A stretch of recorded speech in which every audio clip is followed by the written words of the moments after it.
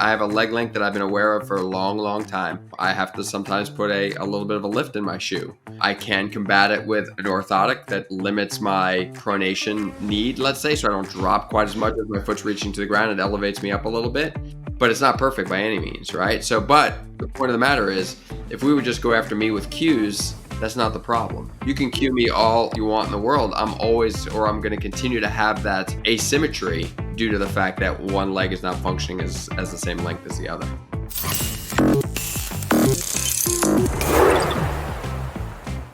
Hey everybody, Doug Adams here with Scott Greenberg from Run DNA Podcast. Big news, huge news. This is like earth-shattering. Make sure you're sitting down or you are in a place that you're not going to like drive off the road here. So prepare yourself.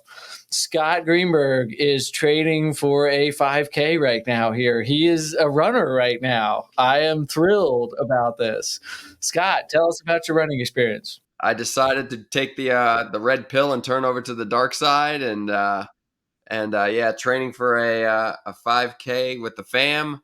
We're gonna do it at the beach, so it's gonna be nice and hot, and flat, and hopefully flat. Yeah, that's what I'm hoping for. So yeah, I'm officially a runner now. Nice. All right. What are you enjoying? What are you not enjoying here? What are you noticing here? I'm enjoying finishing, and I'm not enjoying starting. How's that? We were talking a little bit before we got on that Scott was saying that his first mile is the worst mile. First mile is the worst mile. After that, it gets going. It's not as bad. I've been running on a treadmill in my garage in the summer in Florida, so it's a little hot. So yeah, that's not necessarily advisable. Yeah. No. I'm trying to really just kind of make it really difficult for myself early on, so that when I do actually take it outside, it'll be like a breeze, right? So acclimating to heat, all that kind of stuff. Yeah. Trying to keep the variables, under control. Trying to keep my speed constant, the terrain constant. Trying to, just build up the capacity right now. Trying to keep everything else at bay. So no, it's been a good journey. I'm only running about three days a week, getting my steps in and still lifting pretty good. So all of that's going good. Nice. Yeah. So we were saying like the first mile, worst mile is a common thing. And this is something, a lot of times I get asked, hey, what's the difference between professional runners and recreational runners? What do you see? The first mile is intentionally very slow for more experienced runners there, that they really do see that it's like, give yourself some time to ease into it, get into there. I mean, we know it, at least if the first 2 or 3 minutes, you're going to be in oxygen debt for that. So that is one of those things that we were just talking about before, that even if you know it, Scott knows that too, right? It's still hard sometimes because you want to get up and go and you think you're fresh and you should be just going there, but you got to start that first mile way slower than you even really think. Mm-hmm. And that's why so many runners actually go out for a run before they race, right? Is because they're trying to build up that system and really just try to acclimate to the activity, and just this way when they do start the actual part that counts, it's not as big of a shock to the system. You know what I should look up, and maybe somebody can leave a comment if they know this. I'd be really curious. So I know going back to my exercise phys classes from undergrad, that for the first 2 to 3 minutes of an aerobic activity, you're in oxygen debt. It takes a little bit for your body to be able to produce enough oxygen or deliver enough oxygen to the muscles, and it takes a little bit there. But how long does that last for? Mm-hmm. So if you go warm up, right? Because I did this, I had a track workout earlier this week, and Drew Hunter and I were talking about this, and he said Drew's always like his first rep is his worst rep on the track type thing. Mm-hmm. And I did that, and sometimes more amateurs, like you'll burn yourself out, and I've done this in the past myself.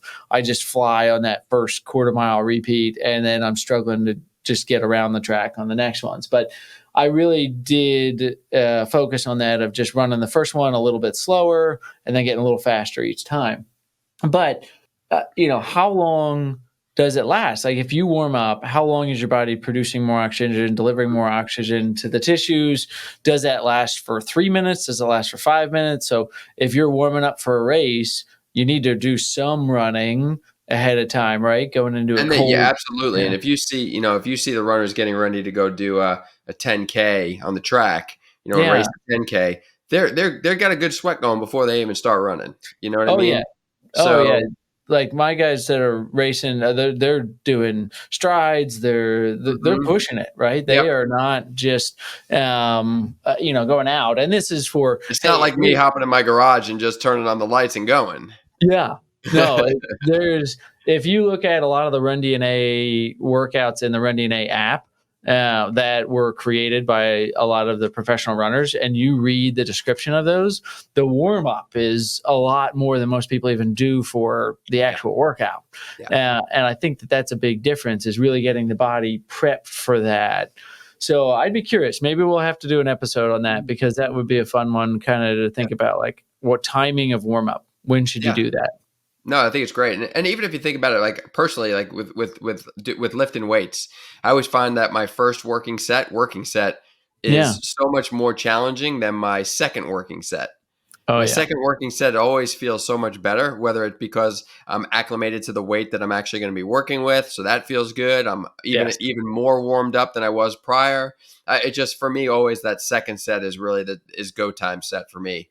Oh yeah. It just feels better. Yeah. Yeah, and I for injury perspective too, like lifting, I've got a little left shoulder issue I've been dealing with for more than I'd like to admit. And it's like if I had to learn, okay, reduce the weight by like 20 to 30% for that first set just to Mhm. like get the tissues ready, and then you can bump it up. But if you try to go heavier weight on that first one, it's not good. Even when I even Doug, when Yeah. I warm up and I'm warming up with significantly less weight and I pyramid myself up to the working Yeah. set weight, that first working set typically again does not feel as good as Doesn't feel that second one. Yeah. So like, even how am though I I'm ever going warm, to it's live just what's 20% that? more than this? It's like, yeah, how am I ever going to lift 20%, Yeah. 30% more than this during the work set? Yeah. Yeah. And then it So happens. So, well, Scott, we're going to have to hear about what's the goal for the 5K. Do you have a oh, goal? Do time, you like finish. finish, Finish. Beat finish? beat the family. That's it. Are you That's going to it. beat Eric, your brother? Oh no, Eric, no. The wife and kids are gonna do it with me. Okay. All right. Yeah, There you but go. my daughter and my wife just finished a half marathon, so they've got that on me. So Oh. this will be a walk in the park for them. It'll be a run on the beach for me. Have you noticed a difference in how you feel? Like, even your performance, weightlifting, have you, as you've added in anything, has anything stood out about how you're functioning or, No, yeah, no, not really. First couple of days, I was honestly I was a little sore. I was a little yep, sore, and I have to be real um, aware of how I program my leg days in with my running. So that's something yeah, that I typically get pretty sore after my leg days. So I'm yeah, trying to do my running. So I usually do my legs on Friday, and I try to do my running on Monday, maybe Monday, Thursday. I'm running 2 to 3 times a week, so I just got to be okay, careful as to how I program it in. But usually, I'm pretty sore after like There's no running. If I do run, maybe I do Monday, Wednesday, Friday run before I lift on Friday. So run yep, before I lift my legs, which again isn't always the greatest because again I'm fatigued, but yeah. something to think about. Then and that I've been playing with a little bit as I've been doing this. Yeah, hard days hard, right? Easy days Hmm. easy. Trying to Yep. incorporate that in. I know I lift most of the time I lift legs on the days that I do harder workouts. And Hmm. I know I'm sacrificing a little bit of both doing it that way, Hmm. but I think managing it in with lifestyle or, I'm running about 5 days a week or so. And that's the that's a challenge trying to fit that in with work life and family life and those types of things too. So you have Yeah, to and I'm keep lifting. those I'm in. lifting 5 to 6 days a week. So that on top of my my run, plus the walk. So I do my run also includes when I'm done. I do like probably a 30-minute run and then probably another 30-minute walk after that. So that's a good hour worth of That's a quote great way. unquote cardio. Yeah. Either on top of my run, I try to again do it either on an off day, one of my off days from lifting. So I'm doing something physical every single day, or I'll do it Yeah. before I lift my legs. So that's a long day too. So Friday's a good day for me to do that because, again, I don't have to worry about getting to bed early. I can do it after work, and then I have all the time I need. So that's been pretty good. Are you doing uphill walking on the treadmill, or you're just doing Sometimes flat? both, Yeah. both. Hmm. Yeah, especially adding that extra cardio and getting back to or staying in that zone 1, zone 2 with some uphill walking is a great way to add some additional cardio while reducing the stress on the tissue. So One that's thousand a percent. yeah, I walk every day. So, yeah, I don't classify, I try to get my steps in or try to get on my treadmill. And when I do get on the treadmill, I throw the TV on and I do walk uphill and yeah, don't hold on and just kind of nothing crazy, 2.5 to 3.0 on a 7, 8, 9, 10 incline. Not terrible. yeah, yeah. Nice. Hmm. Yep. All right, let's get to the topic for the day here Right. then. So now that we've got the update, we're going to follow Scott's running and see how he's doing here. But Hold me now, accountable. Good. Hold me yeah, accountable. yep. Now Uh-huh. it's out there. It's out there in the Uh-huh. world. You got to run this 5K here, and I'm going to Um, ask you how it I've went. run a 10K before. I've done that, Yeah, so it's not a matter of me being able to do it. I'll do it. just how well. I'm just gonna bitch and moan the entire process of training to get there, so it'll be fine. Yeah, yeah. Even if you know everything about the sport, sometimes it's still hard to apply. So Yep. Yep. yeah, yeah. All right. Well, topic today, we're going to talk about another one of the gait categories and go into probably the second most common. If overstriding was the category we talked about last time, and collapsing is going to be the second most common one that we see. And we're going to see that a bit of this one's pretty recognizable when you look at it. So if you're walking or you're going along and you see somebody running and you're watching their form, one of the easiest ways to identify somebody collapsing would be those knees touching. And there's not much space in between the knees. But it is a multifaceted type category where collapsing can happen at the pelvis, at the hips, at the knees, at the ankles. We can see that it's kind of a multivariate factor there, but you definitely know it when you see it. And we can quantify it as being at any one, but commonly it's at all of those joints at the same time, where if you start collapsing at the foot, at the ankle, you're going to start to see some at the knees, even up to the hips. It just depends on where your weakest spot in the chain is, about where you're seeing it most there and what's driving it there. So, Scott, what do you see with collapse? How do you identify? What do you see more collapsing happening from the foot or from the hip, or where do you see it mostly generating from, or some kind of combination of that? I think for me, it's easier just from my experience and what I tend to like to look at. I tend to notice it more at the foot and ankle because that's where my Mm-hmm. eye goes first.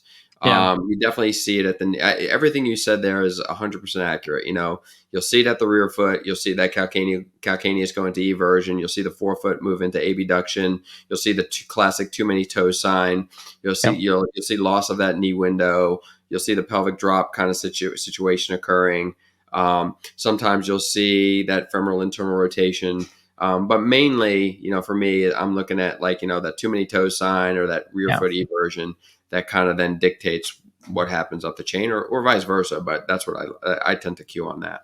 Yeah, I agree. And one of the things about the collapsing, and I think when we first started teaching courses, this was an aha moment for a lot of people, and why with the collapser, it's really important to look at something like the runner readiness assessment and understand where somebody's mobility and strength deficits are. Because it's very common that when you talk about a collapser, the first thing that comes to mind for somebody about if you said, well, why is that person collapsing?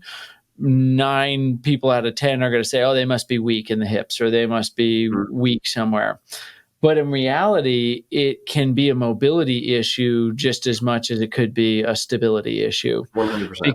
If you're seeing that somebody has a stiff ankle, which is common amongst runners, right? We use the posterior chain a lot. You get tight, you get limited in your ability to go into dorsiflexion, then you're going to still find a way to get that foot to the ground, especially that first ray and that big toe. So that's where the too many toe sign that Scott's talking about, you're going to see those toes out and they're getting down to the ground that way. And that's just the only way that they can get to the ground because they don't have it.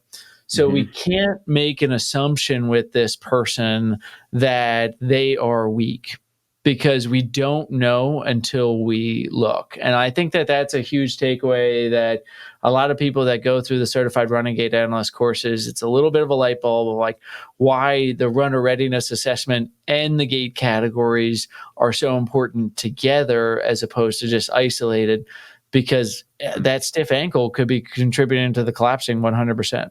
And here's the thing to also think about is that if you don't address the fact that it is not a true weakness, right? Mm-hmm. Um, that body is doing what it's doing as a compensatory means, right? Yes. So it's a compensatory strategy to deal with a restriction. Whereas oftentimes when you're weak, it just kind of happens, right? But if you're Yep. tight, you're almost kind of figuring out a way in which you can kind of go through the motion and allow you to do the activity you're needing to do. So by locking down the foot, let's say you go in Mm-hmm. there and you say, hey, this person's collapsing or they're quote unquote pronating excessively, and you Yeah. go in there and you give them a stability shoe or an orthotic. Now you've basically locked up a joint that's compensating on top of a fact of another joint that's not doing what it should be doing. And now you're having you've taken away that person's ability to compensate. And Yeah. that compensation is now going to have to occur somewhere else, which isn't necessarily their true original strategy, which may be problematic. Yeah, and that's a good segue into like why is this bad? Why is collapsing challenging on the body? Where when we talked about the overstrider often being high forces, we can see higher forces in the collapser too, but a Mhm. lot of times what we're seeing is misaligned forces. So Scott's talking about it at the foot and the ankle, and we're seeing some of those things that could be contributing to it. But same thing at the knee when the forces shift, and when you get enough, like when we run, it kind of forces us into a varus type position, so more of a knees apart type position. But Mhm. if you get into enough collapsing, then the moment arm switches, and it actually puts us into more of a valgus moment, and that it's like self-feeding, that it continues to put you into more of a valgus position. I Mhm. think that that's what we see here is that it's not necessarily that the forces are always so high, but they can be.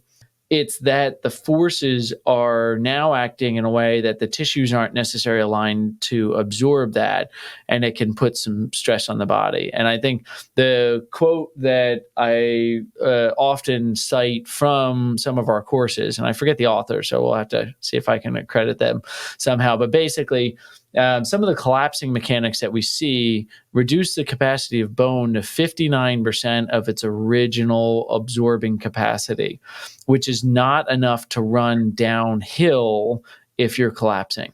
That's like that means that basically if you're collapsing and you run downhill, you're causing micro stress to that bone. And That just it's think it's hurting downhill it. running causes just in and of itself causes more stress to the knee, right? So Right. if it's causing more stress to the knee going downhill, and then you're putting a position on the knee that isn't necessarily optimal, Yep. extreme valgus, etc. Now you're in a whole heap of trouble. So I think that's compounded in that situation. Yeah. All right, so Scott, take us through some of the injuries that we typically see with this. Again, we've talked about it's not always that with any category we can say, oh, this is if you collapse, you're going to have this one injury. But, how can this relate to common injuries that we see in I'll runners? start at the bottom of the chain and work up. And this is honestly, I've seen all of it relate to this. I've seen Yeah. metatarsalgia, I've seen plantar Yeah. fasciopathy, I've seen Achilles tendinopathy, I've seen stress fractures and medial tibial stress syndrome, anterior knee pain, hip pain, sacral All of them. issues. Yes, Yeah. yes, yes, yes, yes, yes, yes. Everything can be related to this. And if Right. you think about, exactly the shear forces, the transverse plane motions that are occurring, whether it be at the metatarsals, due to the too many toes sign, that medial whip that we see, putting their plantar fascia in an extended position, right, as the foot goes to toe off, and the heel is more everted and the arches collapse. It really elongates the plantar fascia. Then you're talking Yeah. about the Achilles, which likes to be more vertical. It tends to be more angled at this point as your heel goes into more eversion. Then we already talked about the tibia rotating internally excessively as a result, which again creates more pulling of the posterior calf muscles as well. We know that most stress fractures Yeah. and such is more muscular related than necessarily related to impact. So it's the Yep. pulling on the bone. and so again, it's not optimal there.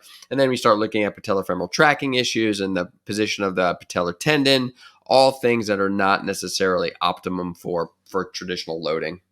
And I think that that's an important point, because when you're talking to a runner, you're doing a gait analysis, and then you're talking to them about, hey, the so what of what are these mechanics mean and why are they contributing to their injury, that it's really easy, if you understand the biomechanics and just some basics about stresses on the body, that it's like, yeah, and you have to describe it that way. You have to describe it simply to just say, hey, you know what's happening to your Achilles is your foot's turning out, and now instead of loading the tendon straight up and down, now you're wringing it out like a towel.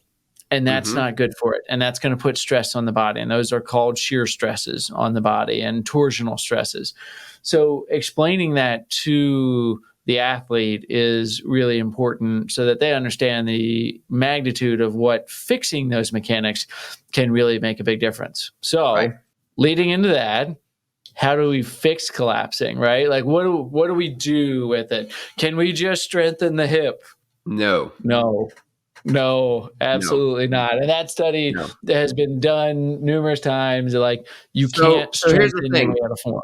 You can't you no, but what you can do is you can build up your Increase capacity. capacity. And by Yeah, it's building not up that your strength is not capacity, important. you may be masking the Yeah, effects that you think you're doing. So, oh, by strengthening the hip, yes, I got the hip stronger, therefore, they're not collapsing anymore. No, the hip is stronger and therefore it's able to tolerate a little bit more, right. and therefore it may not be the thing that breaks down first. But that's why, again, I always think, from the way I treat collapsing mechanics, I tend to go after the low hanging fruit again, not necessarily addressing those specific, I'm going to call it frontal plane or transverse plane movements.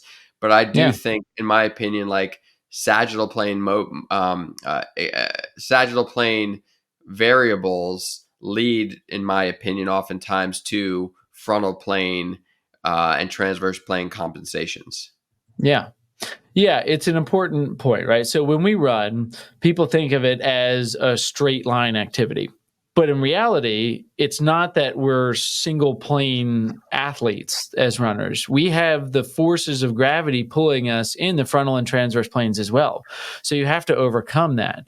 And if you think of and we're kind of generalizing with some of this stuff, but if you think of collapsing as an issue, it's a postural issue where you can't maintain postural positioning against the forces of gravity that are acting on the body when you run. So the idea with fixing collapsing mechanics is, how do I get the person into the posture that I'm really looking for? And to Scott's point, I agree. I look at sagittal plane because sometimes our sagittal plane postures are setting up our frontal and transverse plane positions. And Yeah. it's not that it's the only thing that we're looking at, right? We can look at cues and exercises and things like that that do look at frontal and transverse plane. But if they don't have some of the sagittal plane mechanics, like, hey, what's the shin look like when the foot hits the ground? What position are they in? If they're not in a good posture to start to dynamically accept load at the point when they hit the ground or throughout the whole stance phase, we need to address a lot of that first, because Mhm. those are often precipitating factors for what is going to happen after that point. Mhm. Yep. Yeah. So cue wise, and when we think about it, we have to think about those first. I am going to look at what do they look like landing? And if they're not landing in a good position, even if they're not necessarily overstriding, are they in a good position? Like, they might land close underneath the body, but if they're landing in a super straight knee position and it looks like they're not using any of the braking musculature to absorb some of the forces, we need to teach them how to do that first. Mhm. And we might see that the collapsing improves itself that way without even needing to be cued, because it's the weak link in the chain rather than the driver. Mhm. Yep. Agreed. Agreed. And then we can do it like the second part of that, because it's a postural issue. I think it's also really important for the collapsers to give them the postural awareness. That is a key with gait retraining and changing it there, that they need to know what they're doing and how it feels to not do that. Hmm. I think that's a big part of it there, that we really do need to be able to say, okay, listen, your knees are collapsing inward. This is what's happening. That's where, like, I did a gait analysis last week on a young high school runner who was having some collapsing issues and really having some, like, you know, referred out for an MRI because I think there's something else going on here, just the demographics and things like that. But had real no clue that she was going into excessive hip adduction. And one of the things that I did is I used taping, like a hip spica tape, to just show her what it felt like to not go into hip adduction. She's like, oh, yeah, that's what I want. Then I take the tape off and I give her a cue, and it's like much easier for her to do. I Hmm. think that's the challenge, because collapsing mechanics can be hard to change if you can't get them to experience and understand what you're asking. Because we look at something like pelvic drop. Think about that. How many, we're talking about 5 degrees of pelvic drop on one side and 7 degrees on the other side and a 2 degree asymmetry. And we're trying to get them to be aware of like 2 degrees of pelvic drop.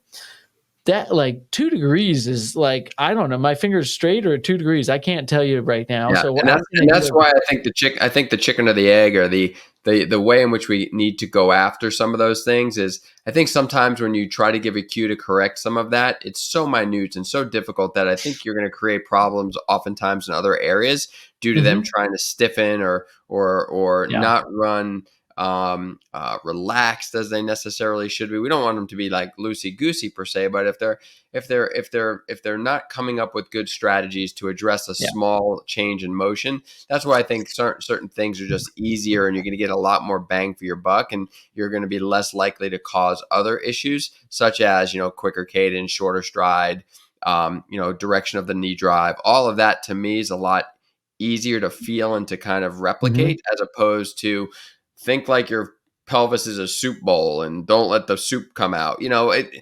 I don't know. I guess that can work I for some use that cases, cue. but I'm not saying Yeah, you no. can't use the cue, but I'm saying, Yeah. in the whole scheme of things, a cue like that is it's difficult because, again, I think I think it can create some other issues. I found it's just people have a hard time with their midsection and their hips kind of trying to gain stability if that's not truly the issue, because, again, oftentimes that we find the hip is just doing what the rest of the body is telling it to do due to some of the other mechanical issues and overstriding and whatnot. So Yeah. um it's just something to think about. Again, that's why I just go to the sagittal plane stuff first. It's just easier, Yeah. and I think you do less harm with it that way.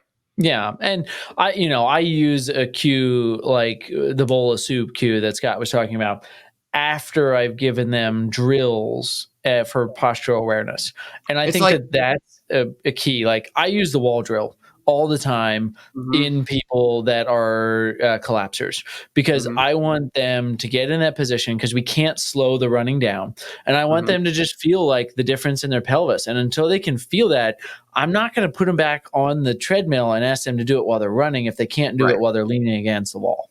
I agree. So think of it this way too. So, when somebody's running and they develop pain in their foot, let's say, and they have a race and they're middle of the race. So what Yeah. do? They compensate and they run. They actively run on the outside of their foot or another part of their foot, Mhm. right? And what are you Right. doing in those cases? Oftentimes you're creating more problems because you're Yeah. doing something forced. And I think sometimes when you start trying to force certain movements, you end up causing more problem than it's worth. Yeah.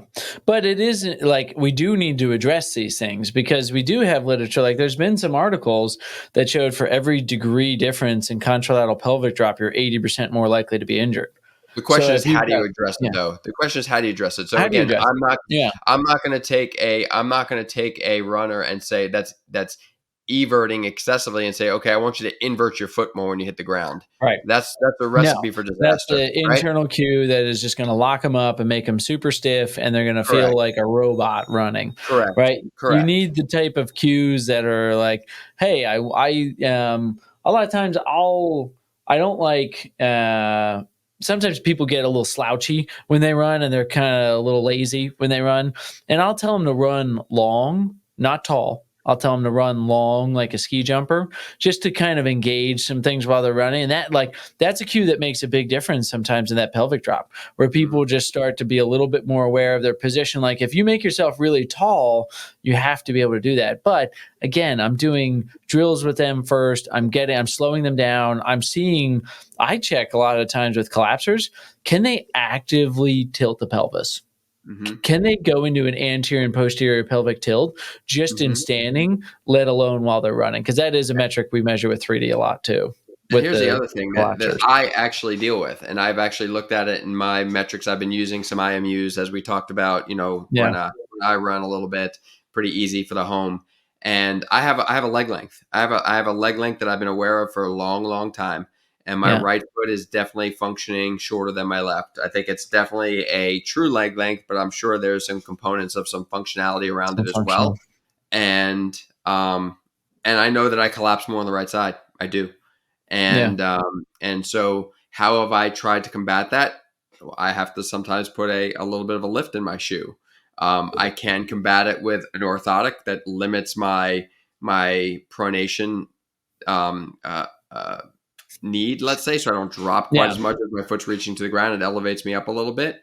Um, but it's not perfect by any means, right? So, Yeah. but the point of the matter is, if we would just go after me with cues, that's not the problem, right? You Yeah. can cue me all you want in the world. I'm always, or I'm going to continue to have that asymmetry due to the fact that one leg is not functioning as the same length as the other. The trick is, and what you're doing and what I was talking about earlier is make sure that you're checking to see if it has the effect that you want. You Hmm. have to be doing test retest with this, Sure. right? Looking at those things, because if you put a lift in somebody's shoe and it's theoretical and you're not measuring, you're not seeing did it actually change. Like if I tape the person and make them worse, and that like I needed to know that, but I knew that she dropped 4 degrees of hip adduction as soon as I taped her. And I was like, Hmm. this is effective. This is something that makes a big difference in her form. Now, how do I get her to do this on her own? But we Hmm. have to, like, that gives me a standpoint. And this is maybe a good point. I don't think we've talked about this with the categories yet of how we match up some of the runner readiness and the gait categories. If you're seeing mobility deficits as a recurring theme in somebody that is going through a runner readiness assessment, and then you get and see collapsing mechanics, do you think they're going to be able to fix their mechanics while they're up on that treadmill? No. Or no, we're going to see like somebody that has mobility restrictions might need more intervention, whether that's manual therapy or needling or strengthening exercises, anything that's going to get them more control over their motion and more mobility. They need that first, but that's not the only thing they need. You still have mobility is not ability either. You still then have to do their gait retraining and get them to be aware of that after they have that capacity. Whereas if we look at somebody that has a recurring theme of stability issues, which most people would probably speculate with a collapser, that person might be able to do the cues for a brief amount of time before they fatigue out. And they might not have some of the spatial awareness that they need too, where all of a sudden you ask them to do a certain cue. And even if it's a cue, like Scott said, of like, hey, run soft, or pretend that you're running on hot coals just to get them to reduce their ground contact time. Because I'm surprised you didn't bring up ground contact time with collapsers as a Hmm. cue here.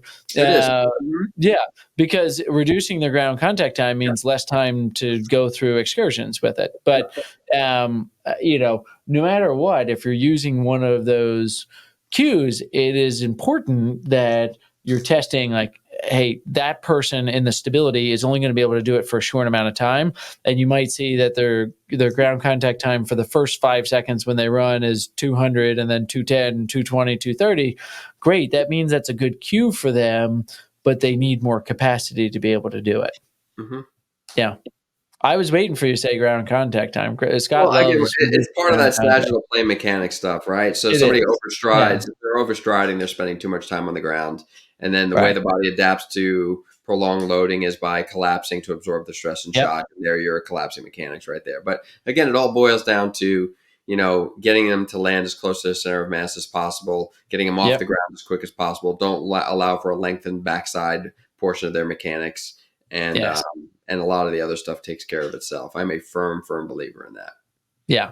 Yep. You have to start with the basics and do the basics well first, Mm-hmm. and then you can start to play with the other things, because there is a lot too. It's fun once you get beyond some of those basics. I think that's something I really have a lot of fun with, is now looking at that. And something I look a lot too is even starting to focus on timing of things. Like, Mm-hmm. I look a lot, and I like to go deep into the graphs when I'm doing gait analysis and see some of those things. But I can see like a 40% timing difference for somebody as they go from peak hip flexion to initial contact, and look at some of those things. But I'm not focusing on any of those things until I have mastered some of the basics with it there. But you can look Mm-hmm. at that and understand how are they changing, how are they affecting with it there. Because Mm-hmm. I think it is important. But collapsing is such a common thing that we see.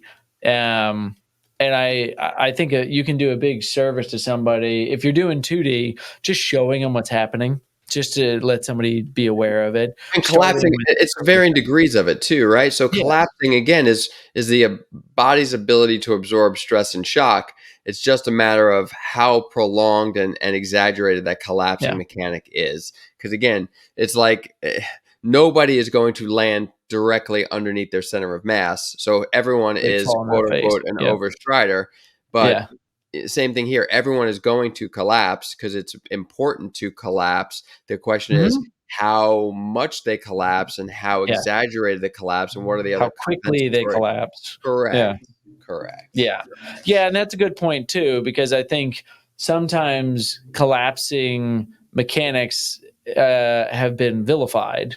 Correct. That pronation is a bad word That's and right. valgus is a bad word, but people will go Correct. through it, and it's part of our ability to absorb forces in the kinetic chain. And we need those mechanics, and we need to be able to go through some of that. And we shouldn't try to get somebody to not collapse at all. Just like you can't be an understrider without falling on your face, you couldn't necessarily be a non-collapser at all without putting a lot of stress on your body. That's going to lead Mhm. to some issues. I mean, yeah, Right. you're going to get fifth met stress fractures and fibular stress fracture. You're going to see all sorts of things on that lateral side of the body if you Right. don't go into any bit of absorption that way too. So there is too much of a good thing or too much reduction of something too. Hmm. Yeah, I think that's a good point. And but another good point too that I think I just maybe wrap up and see if Scott has any final comments. But I think it is also important to say that although we are saying strengthening doesn't change mechanics, strengthening is really important for this. And what I find with this group is that they need help learning to activate certain muscles and to I do agree with that. exercises appropriately. And before you do a lot of heavy strengthening, even with this person, which we do Mhm. want you to get to, you need to make sure that they have the ability to uh, do the exercises and feel the exercises appropriately in the appropriate muscle groups. Mhm. I think Agreed. that's key. I think that that's something where people are quick to jump to strengthening here because, like, oh, we got to increase capacity. But then they're doing these step ups and, like, where do you feel it? You're like, oh, man, yeah, my quad and calf are killing me. And you're like, okay, what about, the posterior chain? You feeling anything there? You're like, no, no, I don't feel anything there, right? Okay, Mhm. let's teach you how to do this appropriate. Where are you putting Right. pressure on your foot? Okay, what are you doing here? Oh, you've got some hip flexor mobility issues. Yeah, and that's the other thing that we see a lot of commonly in this group. From a mobility standpoint, we talked about the ankle a lot. I think we have to look at the hip mobility a lot too. I think Absolutely. we're going to see hip mobility, especially in the hip flexors. I think we're going to see a lot of limited hip extension in this group that we're going to notice, even though that, like Scott says, they go into a lot of backside kind of mechanics there. They're they're not getting there appropriately. They're getting there through the lumbar spine and through the pelvis. They're not getting there through the hip. And that's going to put some changes on how the muscles are activating at certain points in the gait cycle. Mm-hmm. So I think that's a key thing to look at too, is don't forget its mobility is part of collapsing too. Yep. Agreed. Yeah. Any final words on collapsing, Scott? Any other thoughts? That was a nice little kind of outside the lines a little bit on collapsing and some things to consider. No, you're going to see it. You're going to see it. But the way I address it, the way I go forward, it's not my first. It's not, even though I see the collapsing, it's not the first thing that I will necessarily always go after trying to correct in. It's kind of like go for the cause, not the result of the cause. And I think oftentimes the way I view it is that the collapsing is oftentimes a result of something else. So it's the pain location, but not the pain problem. Right. So yeah. And that's why, like in level 2 course, right? The level 2 certified running gait analyst, there's a hierarchy to this, and there is an overstrider collapser that's in there that we see far commonly than somebody that's a collapser. But there's also, and we didn't go into it, but there's 3 different types of collapsers. So collapsing can happen from different areas, and there's different things that collapsers need in order to address some of these mechanics too. So, but that's for probably another time, or go check out level 2 certified running gait analyst there. So, all right. Thanks everybody for listening. We're going to be getting Scott's updates on his marathon training.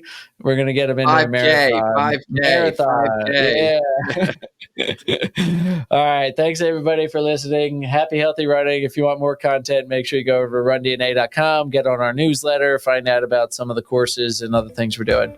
Happy, healthy running. Thanks everybody. Like what you hear? Leave a review of the show wherever you listen, and don't forget to subscribe so you never miss an episode. Run DNA helps runners and running specialists through education and technology to identify each runner's unique injury profile to avoid setbacks and maximize results. The Run DNA podcast is produced by Ace Running LLC. The Run DNA podcast is intended for educational purposes only. No clinical decision-making should be based solely on one source. While care is taken to ensure accuracy, factual errors can occur. Always seek the guidance of qualified medical professionals before making healthcare decisions. Find us online at rundna.com.